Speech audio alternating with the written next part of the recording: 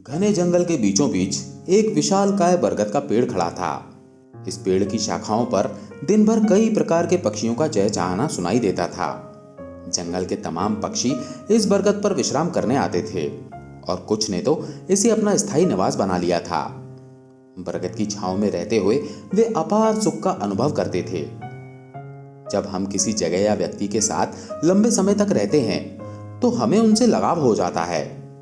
यही हाल इन पक्षियों का था, जिन्हें बरगद के पेड़ से गहरा प्रेम हो गया था। एक दिन जंगल में भयंकर सूखा पड़ गया। कई वर्षों से बारिश नहीं हुई थी और पेड़ पौधे सूखने लगे थे। बरगद भी पानी के अभाव में सूखने लगा और पक्षियों ने धीरे धीरे उसे छोड़ना शुरू कर दिया। अंततः जब बरगद पूरी तरह सूख गया और उसकी शाखाएं टूटकर गिरने लगीं, तो वहां रहने वाले सभी पक्षी दूसरे स्थानों पर चले गए। केवल एक बूढ़ा गिद्ध ही वहां रह गया। उसने देखा कि उसके सभी साथी पक्षी पेड़ छोड़कर चले गए हैं। कुछ पक्षियों ने उससे भी चलने को कहा, लेकिन उसने इनकार कर दिया। बूढ़े गिद्ध ने सोचा, मेरा जन्म इसी पेड़ पर हुआ है, मैं इसी पर बड़ा हुआ हूं। इस पेड़ ने मुझे जीवन के सारे सुख दिए हैं। आज जब ये पेड़ संकट में है तो मैं इसे छोड़कर कैसे जा सकता हूं। ये पेड़ मेरे लिए माता पिता जैसा है। मैं इस पेड़ को छोड़कर नहीं जाऊंगा, चाहे कुछ भी हो जाए। जो लोग अपने माता पिता को बुढ़ापे में छोड़ देते हैं वे बड़े स्वार्थी होते हैं। गिद्ध ने निश्चय किया कि वो मरते दम तक इस पेड़ का साथ नहीं छोड़ेगा। समय बीतता गया और पेड़ दीमक से ग्रसित होकर और भी कमजोर हो गया, लेकिन गिद्ध ने फिर भी उसे नहीं छोड़ा। वो दिन में अपना भोजन ढूंढने के बाद शाम को उसी सूखे हुए पेड़ पर लौट आता था। कई दिन इसी तरह बीत गए। जो पक्षी पेड़ को छोड़कर चले गए थे, उन्होंने सोचा कि गिद्ध काका अभी भी उस सूखे पेड़ पर रह रहे हैं। वे सब उसे समझाने के लिए वापस आए और उससे बोले, गिद्ध काका, ये पेड़ अब मर चुका है, इसे छोड़कर किसी सुरक्षित जगह पर चलिए। ये पेड़ कभी भी गिर सकता है और आपकी जान भी जा सकती है। लेकिन गिद्ध ने कहा, भाइयों, ये पेड़ मेरे माता पिता के समान है। मैं इसी पर बड़ा हुआ हूं और इस पेड़ ने मुझे जीवन के सारे सुख दिए हैं। मैं इसे इस कठिन समय में नहीं छोड़ सकता। ये मेरी सबसे बड़ी खुदगर्जी होगी। गिद्ध की बातें सुनकर पक्षी निराश हो गए और लौट गए। वे इंद्रदेव के पास गए और सारी बात बताई। इंद्रदेव ने पक्षियों की बात सुनकर गिद्ध को समझाने का निर्णय लिया। इंद्रदेव ने गिद्ध से कहा, हे गिद्ध, ये पेड़ अब बहुत कमजोर हो चुका है। इसकी शाखाएं गिर चुकी हैं और इस पर एक भी हरा पत्ता नहीं बचा है। अगर ये पेड़ गिर गया तो आपकी जान भी जा सकती है। इसीलिए इसे छोड़कर किसी सुरक्षित जगह पर चले जाइए। तब गिद्ध ने कहा, हे भगवान, जब मेरा जन्म हुआ था मेरे माता पिता मुझे इसी पेड़ पर छोड़ गए थे। मैं इस पेड़ पर बड़ा हुआ हूँ और इसी पर रहते रहते बूढ़ा हो गया हूँ। आज जब ये पेड़ संकट में है तो मैं इसे छोड़कर कैसे जा सकता हूँ। मैं मरते दम तक इस पेड़ का साथ नहीं छोड़ूंगा। इंद्र गिद्ध की निष्ठा देखकर प्रसन्न हो गए और बोले, मैं तुम्हें वरदान देना चाहता हूँ, बताओ तुम्हें क्या चाहिए।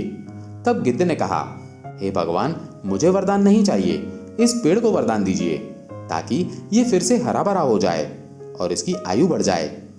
इससे हजारों पक्षियों का भला होगा।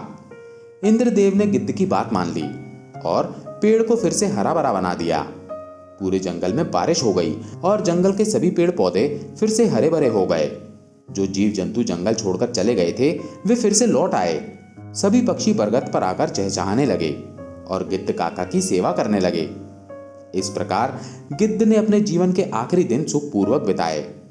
हमें भी इस कहानी से ये सीख मिलती है कि हमें अपनों का बुरे वक्त में कभी साथ नहीं छोड़ना चाहिए, विशेषकर अपने माता पिता का।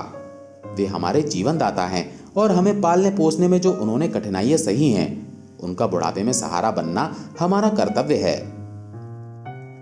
बहुत समय पहले की बात है। समुद्र के किनारे एक छोटी सी गौरैया अपने घोंसले में रहती थी। एक दिन उसने 2 अंडे दिए। सुबह होते ही उसने सोचा, मैं जल्दी से दाना चुगने जाती हूँ, तब तक मेरे अंडे यहाँ सुरक्षित रहेंगे। किसी को नहीं पता कि मैंने 2 अंडे दिए हैं। गौरैया दाना चुगने चली गई। उसे दाना चुगने में शाम हो गई, लेकिन जब वो वापस आई तो उसने देखा, अरे मेरे अंडे कहाँ गए, यहाँ तो कोई भी नहीं है। उसने देखा कि समुद्र हंस रहा है। गौरैया ने पूछा, समुद्र, क्या तुमने मेरे अंडे लिए हैं? तुम हंस क्यों रहे हो? मुझे सच सच बता दो, मेरे अंडे कहाँ हैं? तुमने ही मेरे अंडे चुराए हैं, मेरे अंडे वापस करो। समुद्र ने जवाब दिया, नहीं, मैंने तुम्हारे अंडे नहीं लिए। मैं क्यों तुम्हारे अंडे लूंगा? मुझे तुम्हारे अंडे चुराकर क्या मिलेगा? मुझे नहीं पता तुम्हारे अंडे कहाँ हैं। मुझे परेशान मत करो और अपने अंडे खुद ही ढूंढ लो। समुद्र की बात सुनकर गौरैया को गुस्सा आ गया। उसने कहा, अगर तुमने मेरे अंडे वापस नहीं किए तो मैं तुम्हें पूरा सुखा दूंगी। एक माँ की ताकत को तुम नहीं जानते। माँ अपने बच्चों पर कोई आंच नहीं आने देती। समुद्र हंसते हुए बोला, तू मुझे सुखाएगी? चल, ये कोशिश करके देख ले। गौरैया गुस्से में अपनी छोटी सी चोंच में समुद्र का पानी भरती और किनारे पर उड़ेल देती। पास से गुजरते हुए एक चिड़ा ने पूछा, अरे गौरैया बहन, आज तुम दाना चुगने नहीं आई और तुम ये क्या कर रही हो? गौरैया ने जवाब दिया, मैं समुद्र का पानी सुखाकर अपने अंडे वापस लूंगी। तुम जाओ, मुझे अपना काम करने दो। चिड़ा ने कहा, पर गौरैया बहन, ये कार्य असंभव है। इस तरह तुम समुद्र का पानी नहीं सुखा पाओगी। गौरैया दृढ़ निश्चय के साथ अपने कार्य में लगी रही। जब वो थक जाती तो थोड़ी देर रुककर फिर से काम में जुट जाती। इस कार्य में गौरैया को कई दिन हो चुके थे। भूखी प्यासी गौरैया की तबीयत खराब होने लगी।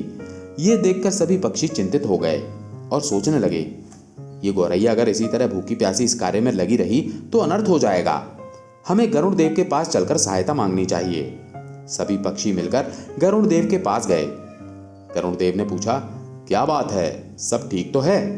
आज सभी पक्षी एक साथ मेरे पास आए हैं। पक्षियों ने बताया, गरुड़ देव, एक छोटी चिड़िया अपनी जिद पर अड़ी है और इतने विशाल समुद्र का पानी सुखाने का प्रयास कर रही है। इसी वजह से उसका स्वास्थ्य भी गिर रहा है। कृपया उसकी मदद कीजिए।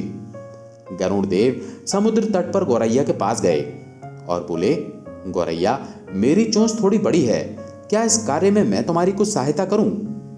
गौरैया बोली, नहीं गरुड़ देव, आप मेरी वजह से परेशान मत होइए। ये मेरी लड़ाई है, मैं इसे खुद लड़ूंगी। मुझे कोई मदद नहीं चाहिए। गरुड़ देव ने सोचा, बच्चों की वजह से ये चिड़िया किसी की नहीं सुनेगी। इसके लिए अंडों को ढूंढने से ज्यादा महत्वपूर्ण कोई कार्य नहीं है। मुझे भगवान श्री हरि के पास जाना होगा और उनसे विनती करनी होगी। गरुड़ देव भगवान विष्णु के पास गए और प्रार्थना की, हे नारायण, आपकी जय हो, कृपया हमारी सहायता कीजिए। एक नन्ही गौरैया समुद्र का पानी सुखाने की ठान बैठी है, जो कि संभव नहीं है। उसका स्वास्थ्य भी गिर रहा है। भगवान विष्णु ने यह सुनकर कहा, पक्षीराज गरुड़, मैं इस गौरैया के दृढ़ निश्चय से बहुत प्रसन्न हूं। उन्होंने समुद्र को आदेश दिया, हे समुद्र देव, आप पीछे हट जाइए और गौरैया को उसके अंडे लेने दीजिए। आज एक माँ अपने बच्चों की रक्षा के लिए कोई भी जोखिम उठाने के लिए तैयार है, इसलिए मैं गौरैया के साथ हूं। आपको पीछे हटना होगा और गौरैया के अंडे उसे लौटाने होंगे। समुद्र ने भगवान विष्णु की आज्ञा मानी और पीछे हट गया। गौरैया ने खुशी खुशी अपने अंडे निकाल लिए। समुद्र ने कहा, गौरैया, मुझे माफ कर दो, आज तुम्हारा विश्वास जीत गया। गौरैया ने गर्व से कहा, मैंने कर दिखाया, मेरे अंडे मुझे वापस मिल गए। एक बार भगवान विष्णु ने नारद जी से कहा, नारद, तुम तो हमेशा भ्रमण करते रहते हो, कोई ऐसी घटना बताओ जिससे तुम चौंक गए हो। नारद जी ने कहा, प्रभु, मैं अभी अभी जंगल से आ रहा हूं। वहां मैंने एक अद्भुत घटना देखी। एक गाय दलदल में फंसी हुई थी और उसे बचाने वाला कोई नहीं था। तभी वहां से एक चोर गुजरा। उसने गाय को फंसा हुआ देखा, लेकिन रुका नहीं। उल्टे उसने गाय पर पैर रखकर दलदल पार किया और आगे बढ़ गया। कुछ दूर जाकर उसे एक सोने का सिक्का मिल गया। भगवान विष्णु ने मुस्कुराते हुए पूछा, फिर क्या हुआ नारद? थोड़ी देर बाद वहां से एक वृद्ध साधु भी गुजरा। उसने गाय को बचाने की पूरी कोशिश की। पूरे शरीर का जोर लगाने के बाद उसने गाय को बचा लिया, लेकिन जैसे ही वो आगे बढ़ा, एक गड्ढे में गिर गया और उसे चोट लग गई। प्रभु, ये किस प्रकार का न्याय है? विष्णु जी बोले, नारद, जो हुआ वो सही हुआ। चोर की किस्मत में उस दिन खजाना लिखा था, लेकिन उसने पाप किया, इसीलिए उसे सिर्फ एक ही सिक्का मिला। वहीं साधु के भाग्य में उस दिन मृत्यु लिखी थी, परंतु उसने गाय को बचाकर अपने पुण्य बढ़ा लिए और उसकी मृत्यु एक छोटी सी चोट में बदल गई। इंसान के कर्म ही उसका भाग्य तय करते हैं। अब नारद मुनि को सारा माजरा समझ आ गया था। वो बोले, प्रभु अब मुझे समझ में आया, हमें हमेशा अपने जीवन में अच्छे कर्म करते रहना चाहिए, उसका फल हमें किसी न किसी रूप में अवश्य मिलता है। विष्णु जी ने मुस्कुराते हुए कहा, बिल्कुल नारद, यही जीवन का सच्चा मार्ग है। प्राचीन समय में राजा जनक की पुत्री सीता से जुड़ी अनेक कथाएं प्रसिद्ध हैं। एक ऐसी ही कथा है जिसमें एक तोते ने माता सीता को श्री राम से वियोग का श्राप दिया, जिसके कारण गर्भावस्था के दौरान माता सीता को श्री राम से दूर रहना पड़ा। एक दिन की बात है जब छोटी सीता अपनी सहेलियों के साथ बगीचे में खेल रही थी। बगीचे के एक पेड़ पर तोते का एक जोड़ा बैठा था और वे आपस में बातें कर रहे थे। इस युग में राम नामक एक प्रतापी राजा होंगे और उनकी अद्वितीय पत्नी सीता होंगी। श्री राम सभी राजाओं को अपने अधीन कर लेंगे और देवी सीता के साथ 11,000 वर्षों तक राज करेंगे। धन्य है श्री राम और धन्य है सीता। ये सुनकर सीता जी का ध्यान उस ओर गया। अपने विवाह की बात सुनकर वो उत्सुक हो गईं और उन्होंने उस तोते से पूरी कथा सुनने की इच्छा की। उन्होंने अपनी सहेलियों से तोते को पकड़कर लाने को कहा। सहेलियां तोते को पकड़कर सीता जी के पास ले गईं। सीता जी ने प्यार से पूछा, तुम कौन हो और कहां से आए हो? तुम जिस राम और सीता की बात कर रहे थे उनकी जानकारी कैसे मिली? तोते ने बताया, हम वाल्मीकि ऋषि के आश्रम के पेड़ पर रहते हैं। उन्होंने रामायण नामक एक सुंदर काव्य लिखा है और उसे अपने शिष्यों को पढ़ाते हैं। हम भी उसे सुनते हैं और इसी कारण हमें ये कथा याद हो गई है। सीता जी ने कहा, अच्छा, तो तुम श्री राम और सीता के बारे में बहुत कुछ जानते होगे। तोते ने कहा, हाँ, थोड़ा बहुत। सीता जी ने कहा, मुझे और बताओ। तोते ने बताना शुरू किया। श्री राम महर्षि विश्वामित्र के साथ अपने 3 भाई भरत, लक्ष्मण और शत्रुघ्न के साथ मिथिला आएंगे और भगवान शिव के धनुष को तोड़कर देवी सीता से विवाह करेंगे। श्री राम के तीनों भाइयों का विवाह भी मिथिला में होगा। तोते की बातें सीता जी को बहुत प्रिय लगी। उन्होंने कहा, तुम्हारी बातें मुझे बहुत अच्छी लग रही हैं। श्री राम के गुणों के बारे में कुछ और बताओ। सीता की उत्सुकता देखकर माता तोता समझ गई कि ये जनक नंदिनी सीता ही हैं। फिर भी उसने बिना इसका एहसास दिलाए कहा, श्री राम के रूप और गुणों का वर्णन जितना किया जाए कम है। वे हर प्रकार के ऐश्वर्य से युक्त हैं। जनक नंदिनी सीता धन्य हैं जो श्री राम के साथ हजारों वर्षों तक रहेंगी। परंतु तुम कौन हो जो ये सब सुन रही हो? तब सीता जी ने बताया, जिसे तुम जनक नंदिनी सीता कहती हो वो मैं ही हूँ। श्री राम ने मेरे मन को मोह लिया है। जब वे मिथिला आकर मुझसे विवाह करेंगे तभी मैं तुम्हें छोड़ूंगी। तुम मेरे महल में सुखपूर्वक जीवन बिताओ। तब उस तोते के जोड़े ने कहा, हम वन में रहने वाले पक्षी हैं और स्वच्छंद विचरण पसंद करते हैं। महल में हमें सुख नहीं मिलेगा। मादा तोते ने कहा, मैं गर्भवती हूँ और अपने बच्चे को जन्म देने के बाद वापस आ जाऊंगी।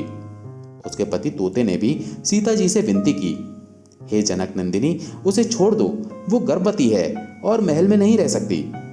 दोनों तोते सीता जी से उन्हें छोड़ने की मिन्नतें करते रहे, परंतु सीता जी अपनी जिद पर अड़ी रहीं।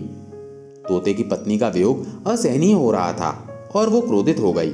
उसने श्राप देते हुए कहा, गर्भावस्था में मुझे तुम अपने पति से अलग कर रही हो, इसलिए मैं तुम्हें श्राप देती हूँ कि गर्भावस्था में तुम्हें भी अपने पति से अलग होना पड़ेगा।